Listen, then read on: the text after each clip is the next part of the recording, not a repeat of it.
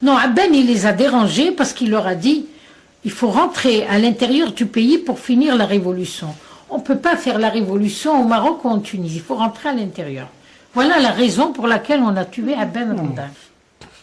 Écoutez, Aben, je ne sais pas quels étaient ses rapports avec Ali Kafi, mais avec Ben Bella, ça n'allait pas. Ça n'allait pas du tout. Il y a eu un conflit. Ben Bella était en Égypte, et donc il ne vivait pas l'Algérie. Et il y a eu un conflit par intermédiaire entre Ben Bella et lui. Je vais vous dire comment. C'est quelqu'un qui n'aimait pas Ben Bella, qui est un peu monté à Ben, quoique on ne le monte pas à Ben, mais qui lui a dit certaines choses. Attendez, qui c'est qui a dit ça? Sur Ben Bella, alors, il n'était pas très content.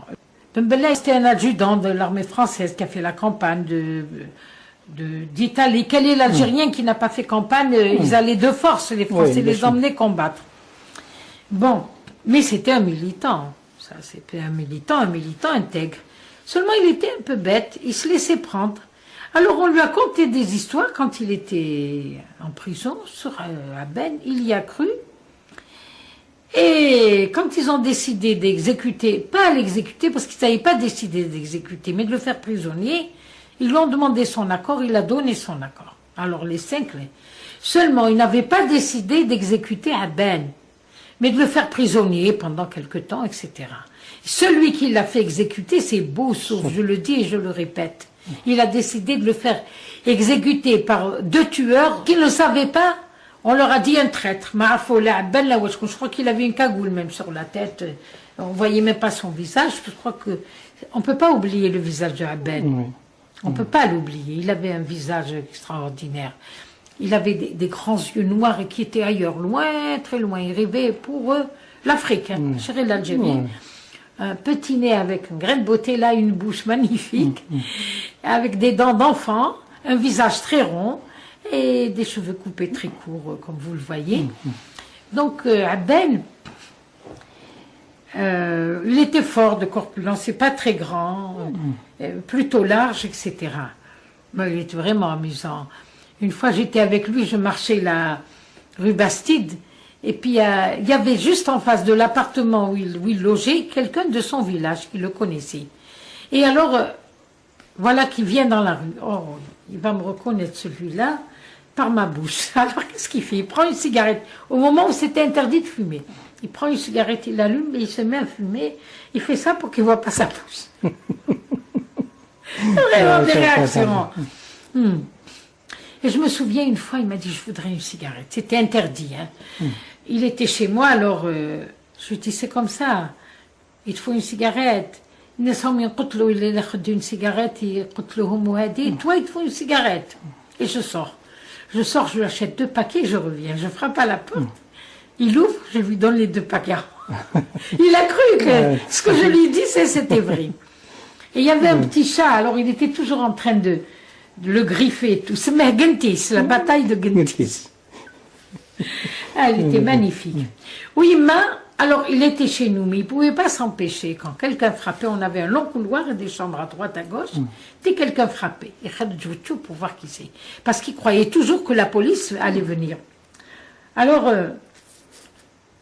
تقول لي علاش يخرج وجهك وجه الطار خاطر وجهه مدور هكذا قلت لها قال وجهه الطار. Un jour, à 10h du soir, Djabou, Mohamed, ils étaient dans un appartement, Mohamed manipulait une arme, une balle est partie, elle a touché celle qu'ils avaient mis, c'est des amis à nous, au bras. Bon. Alors il a été obligé de l'emmener à l'hôpital pour lui extraire, etc. Et Aben était paniqué. Alors Djabou, à 10h du soir, Djabou Landi, il n'a pas dormi toute la nuit. J'ai passé la nuit avec lui, pardon. Je dormais, moi, avec ma mère, et puis il y avait beaucoup de pièces. Le matin, à 8h, il m'a dit, écoute, ta maison, c'est la guillotine. Et on attendait. Alors, mon mari a emmené la bonne femme pour lui extraire la balle. Il fallait des connaissances. On ne pouvait pas faire enlever une balle par n'importe qui à l'hôpital, etc. Il est arrivé 5 minutes après. Khaled, tu viens avec moi? J'ai dit, oui, bien sûr. On est sortis. On habitait au jardin d'essai, la porte du boulevard Thiers, on a pris la porte. On est allé jusqu'en haut. Et là, il m'a dit, maintenant, tu peux partir. Je prends un taxi. Il est allé chez quelqu'un, je vais vous dire qui c'est, qui habitait près du stade, donc les maisons. C'est un militant. Oui. Non, pas Dakar, comment il s'appelle ce militant? Il est mort. Il avait un petit magasin dans l'allée des Mûriers. Il faut que je me rappelle le nom de son neveu pour me rappeler son nom, ce militant-là. Comment il s'appelle? Très connu. Ou Farhan Brouhou, mais il était de Bellecour. Il est allé chez lui. Après, j'ai compris, parce que on ne savait pas, on ne devait pas se connaître plus de 5 ans. Moi, j'en ai connu beaucoup plus. Mais on évitait de se connaître. Il fallait pas. Les cellules étaient de 5. Il fallait connaître les gens de la cellule, pas plus. Mais toi, tu connais tout. Donc, mais toi, tu connais tout. Tu connais tout. Je vais me restreindre. Je les connais. Je suis une vieille militante. Comment il s'appelle, il avait un magasin dans l'allée des Mûriers. Et il a un neveu qui est à Oran, pas Oran, un peu avant Oran, là. Si je me souviens de son prénom, je vais me souvenir de son nom. C'est un grand militant. Il y avait plusieurs militants, d'ailleurs, qui habitaient là-bas. Parce qu'à un moment donné, le PPA, le MTLD est sorti de la clandestinité. Alors, ils étaient à l'Assemblée. Ils avaient des chaises à l'Assemblée, des fauteuils. Donc, il y avait certains des notables, dès qu'ils étaient à l'Assemblée. Ouais, donc, ils ont reçu, pendant la Révolution, évidemment, ceux qui se cachaient, le roi de Nar, il est venu pendant le Ramadan, il ne voulait pas manger. Darb el-Medfah, il ne voulait pas, il dit un café seulement. Alors, on lui sert un café.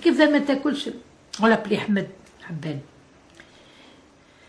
Alors, ils étaient en train de marcher tous les trois, Boukrouhouba et un troisième, qui s'appelle Hanafi. Et voilà que surgissent des militaires français, de loin. Plusieurs. Qu'est-ce que fait Boukrou? Lui, c'est que tirer. Il se retourne et tire. Il leur tire sur eux, pour permettre aux autres de partir. Houma, il tire à leur tour. Et il blesse Hanafi, il le tue. Ils l'ont blessé, bon, ils l'ont emmené, ils sont allés dans ces maisons là près du stade. Seulement, il n'a pas survécu. Et pour que les gens ne se rendent pas compte, il était mort. Ils ne pouvaient pas l'enterrer à partir de là-bas. Comme un malade qu'ils emmènent à l'hôpital. Ils l'ont emmené dans la Casbah pour pouvoir l'enterrer. Hanafi. Maintenant, la rue où il a été, où on l'a tiré dessus, elle porte son nom. Hanafi, je ne sais plus comment. C'est un homme extraordinaire. Moi, je l'ai bien connu. Il y avait Fatima aussi qui l'a bien connu. Fils Hamoud l'a connu. Elle a dit, la responsabilité. Si elle gêne les gens, j'en veux pas. Je fais ce que j'ai à faire et puis c'est tout. Voilà. Et il utilisait quelle langue quand il discutait avec vous? En français, il ne parlait qu'en français? Il parlait mal l'arabe. Et avec ma mère, il parlait le kabyle. Alors, il surtout pour m'embêter, pour que je ne comprenne pas, il y a mal. Mais moi, il parlait le français, il ne parlait pas. Et d'ailleurs, il parlait mal l'arabe. Il avait un accent kabyle, il parlait mal. Mais il parlait l'arabe. Mais surtout le français. Il n'y avait pas de complexe de ce point de vue. Nous, on n'avait pas de complexe en parlant français, c'est pas comme maintenant. Les marches l'arabes, très détaillées.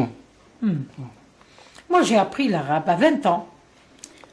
J'allais aux facultés. Je suivais des cours de droit et puis je faisais de l'arabe en même temps. Il y avait le professeur Mangion, il n'avait même pas l'accent quand il parlait. Après, quand j'étais en prison, j'ai fait de l'arabe plus sérieusement avec des maquisards qui étaient professeurs d'arabe avant de monter au maquis, Dania ou Hadjira, 2 sœurs de combat. Il faut que je fasse connaître tous ces gens-là. Leur vrai nom, ça c'est leur nom de guerre. Hein. Et un vieux militant qui avait une école libre à USND, c'était sa nièce. Et l'autre, c'était la fille de son ami. Elles sont là, elles habitent Cuba, tout ça, on peut aller les voir. Mais elles ne veulent pas beaucoup parler, ces filles. Et elles étaient avec qui?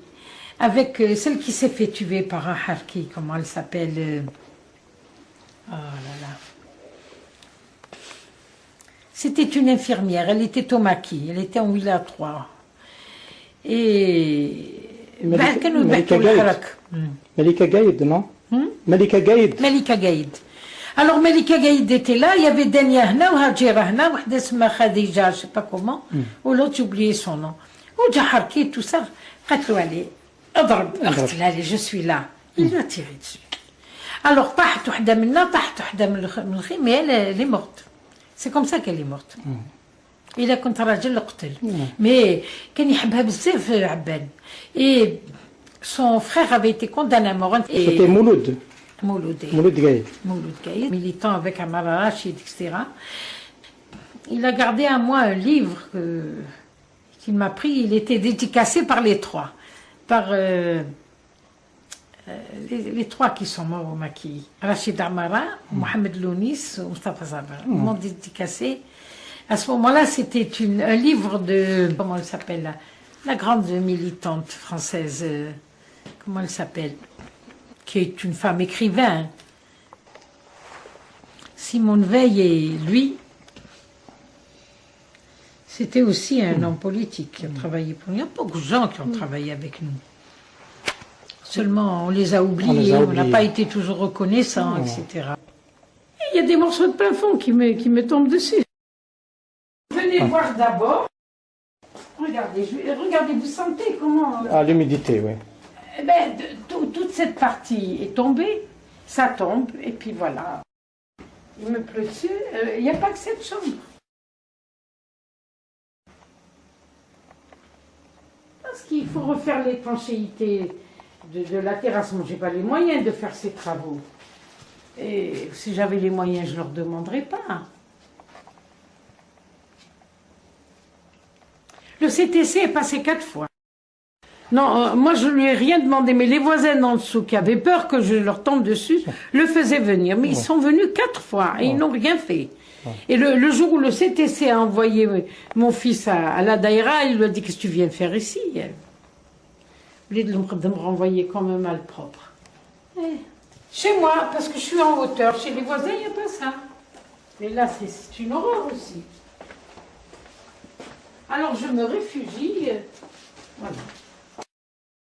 Ça, c'est devenu un débarras. C'était une chambre. C'est devenu un débarras. Regardez, là aussi le plafond tombe. Et voilà. Ouais, c'est Je malheureux. me retrouve avec des cuvettes.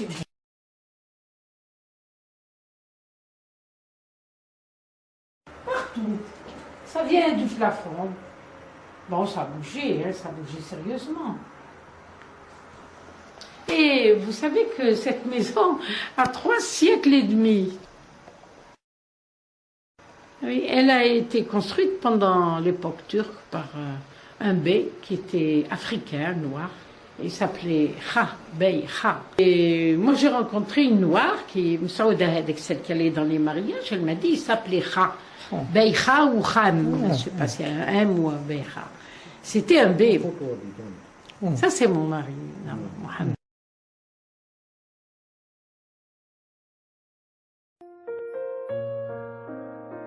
Ne reste pas là, à pleurer devant ma tombe. Je n'y suis pas, je n'y dors pas. Je suis le vent qui souffle dans les arbres. Je suis le scintillement du diamant sur la neige. Je suis la lumière du soleil sur le grain mûr. Je suis la douce pluie d'automne. Je suis l'envol de ces oiseaux silencieux qui tournoient dans le ciel. Alors ne reste pas là à te lamenter devant ma tombe. Je n'y suis pas. Pourquoi serais-je hors de ta vie, simplement parce que je suis hors de ta vue? La mort, tu sais, ce n'est rien du tout. Je suis juste passée de l'autre côté. Je suis moi et tu es toi, quel que soit ce que nous étions l'un pour l'autre avant. Nous le resterons toujours.